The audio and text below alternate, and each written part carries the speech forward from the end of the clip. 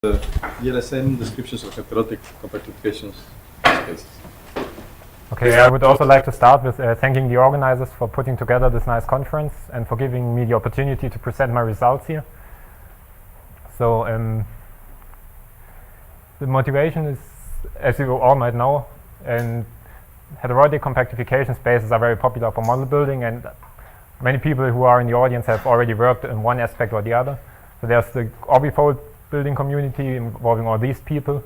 Then there's Calabi-Yau model builders which use line or vector bundles, and we've heard very nice talks by Lara and James yesterday, and we will probably hear more tomorrow by Andrew Lucas and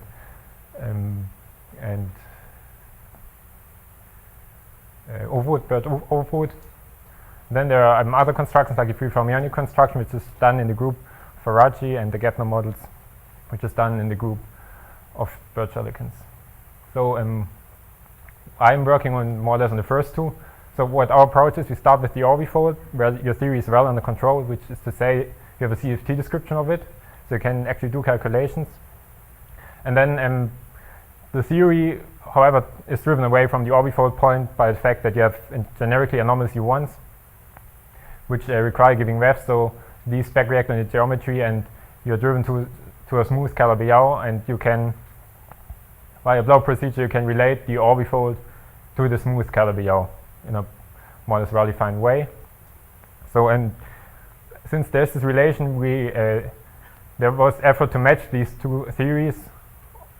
One approach was to match it on the level of anomalies, which was done by these authors. So basically making use of the fact that the anomalies have a non-trivial structure, you can relate these two theories.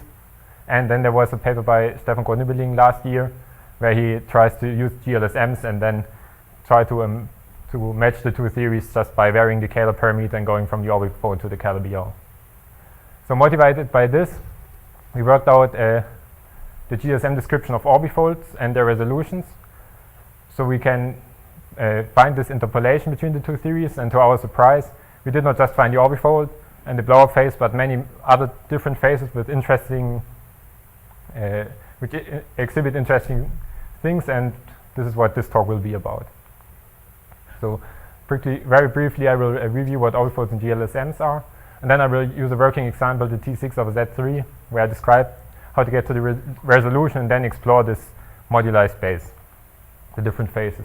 Okay, so toroidal orbifold, as the name says, is based on the product of tori, and you fix your complex structure such that your tori have additional symmetries, which you can then divide out, which gives the singularities at the fixed points of this reaction.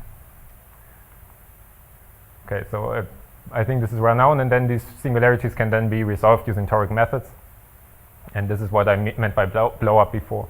The gauge-linear signal model, which was proposed by Witten, is, in my case, I'm only telling you something about the geometry, so I don't have to say anything about the bundle. So let's say we have a 2,2 gauge theory where I have U1 to the n gauge groups on the world sheet, and the fields on the world sheet, they correspond to coordinates in target space. The U1 charges here, they correspond to the weights of the toric spaces, and then since the supersymmetric theory, you have F terms, D terms, and Fi parameters. So the F terms cut out the target space manifold, they give you the equations for the manifold. The D terms determine the geometric phase depending on the Fi parameters, which correspond to the Kähler moduli. Okay, so my example is the T6 over Z3. So you fix the complex structure to e to the 2 pi I over 3, such that you have a discrete ZC symmetry which you can mod out, and when you mod it out, you obtain this structure with 27 fixed points. I guess this is pretty standard. So how do we describe this in the GLSM setup? Where we start with 3,2 tori. So each one of this is, so each line R1, R2, and R3 correspond to a 2 torus. And taking the F terms with respect to the Ci produces this equation, and solving this equation, so this is the cubic in P3. It's not the most general. As you can see, you're missing the Z1, Z2, Z3 term, and this is precisely because we fixed the complex structure to be 2 pi I over 3. And this basically sets this coefficient in front there to 0. So we are left with this, and these are the D terms for the Z's, the F terms for the Z's. Then you have these D terms, and the AI basically parameterize the sizes of the tori. So if AI is larger than 0, you find that at least for each A, so for each I, one Z has to have a VEF, and then from here you find that the C's cannot have a VEF, so they have to be 0, and this I will assume for a moment now, and the ZI's then parameterize coordinates on the torus. So now we have our 3 tori. Now we want to divide out this action in order to get to the orbifold. So I introduce another field and another gauging, which has this charge assignment. And now since I have another U1, I get another Fi parameter here and a new D-term equation which looks like this. And these Bi now correspond to the sizes of exception in a cycle. You see, if B1 is larger than or is smaller than 0, you see that X has to have a VEF. There's no way around it. And then this is broken to a discrete Z3 action, this E1, and this can be thought of as the orbifold Z3, which has 27 fixed points where all the Z's vanish here. You can check that there are 27 due to phase relations among them. However, if B1 is larger than 0, you see that either one of these has to have a VEF, Z11, Z21, or Z31, so you cannot set them all to 0 anymore. So in this way, this fixed point here is resolved by introducing this new gauging, and you find a P2 over it. So now you notice that you have resolved the 27 fixed points, but you have resolved them all simultaneously. You have one Kähler parameter here, this B1, and this controls the size of all 27 blow-up cycles at the same time. So if you want to blow them up independently, you can introduce more of these E fields, more of these exceptional coordinates X. And so if you introduce 2, you actually find this is not enough. Your space will be singular. But you can, for example, introduce 3 of these. And now you have 3 different B's. And you can control the size not of all 27 simultaneously, but you have split them into 3 groups of 9. So you can vary the size of 9 of the 27 fixed points simultaneously.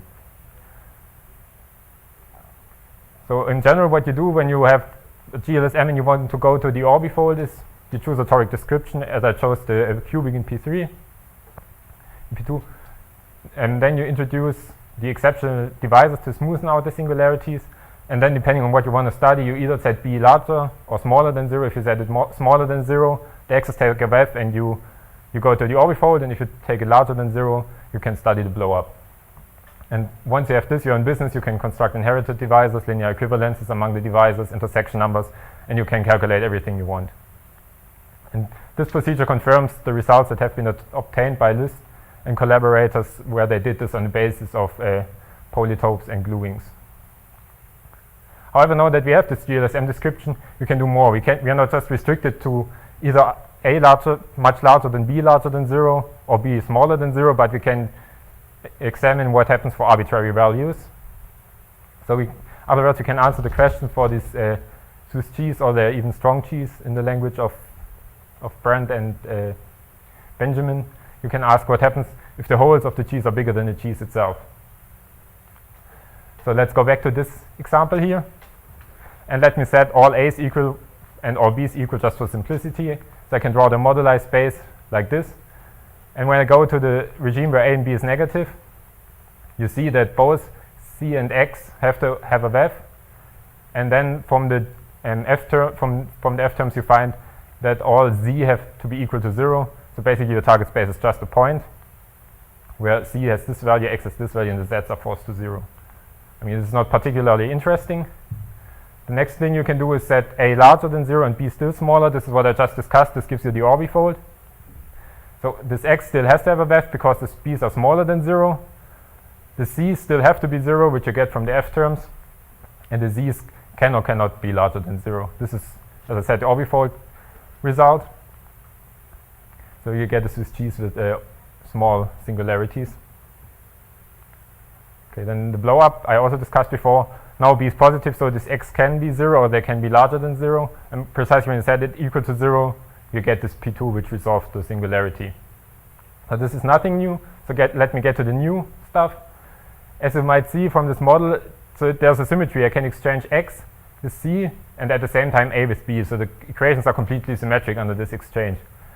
So I get a symmetry in my moduli space. So in particular, I get another orbifold here just by exchanging A and B and the roles of C and C.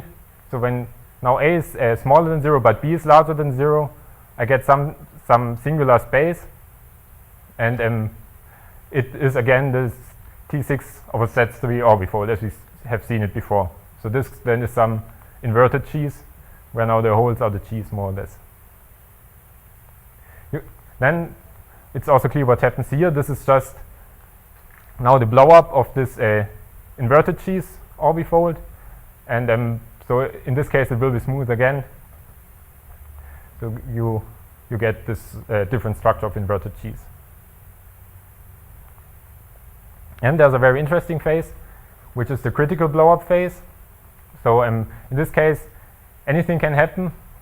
So all C's, X's, and D's can have webs, and the target space contains components of different dimensionality. It can be one-dimensional, two-dimensional, three-dimensional in this phase. So you get something messy like some cheese. So the hole was bigger than the cheese, and you grow new cheese inside.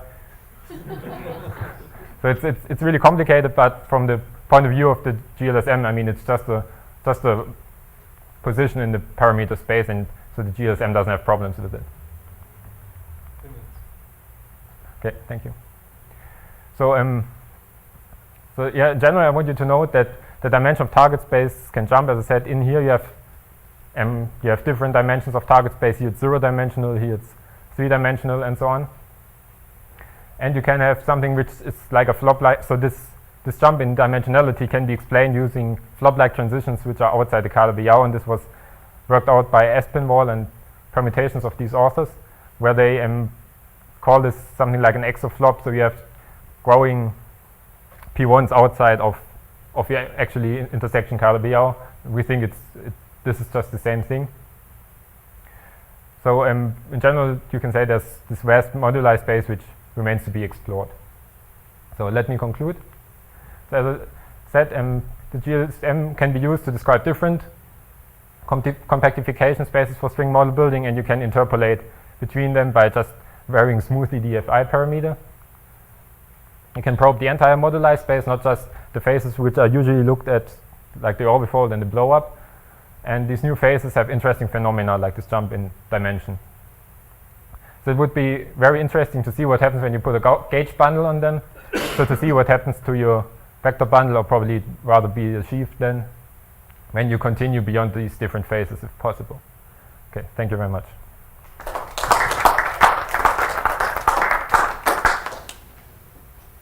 Any questions for Fabian?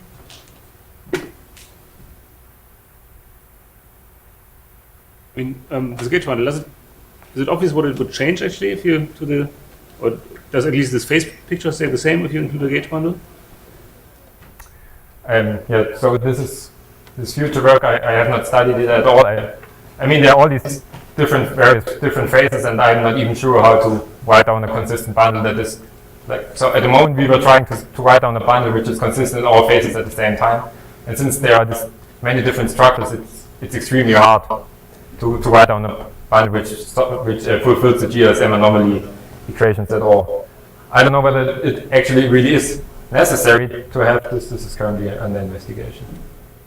The anomaly conditions depend on the Kähler parameters? No. But since you have these many different phases, you get like intersections between curves which are sometimes there. In some phases they are there, and some phases they are not there. When you look at your integrated Bianchi identity, you think you solve it in one phase, but you don't solve it in the other. This, of course, depends on your your choice of the Kähler parameters, and I don't know how to backfeed this into the bundle yet. I guess you check that in all the cases you have the volume is positive and all this thing. Yeah. And for this manifold in particular, the mirror manifold was not very well defined. Do you have any? Yeah, I found what. So yeah, that's a problem when you consider the mirrors of the prime orbifolds sets Z3 and Z7. Exactly. Because they are rigid, so your complex structure is frozen. there's a paper which relates the mirror to some high-dimensional object, but I haven't looked into You it. didn't get any new insight by. I have not tried. So of course now you could also apply Batiev or something and try to study the mirror, but I have not done this yet. Thank you very much.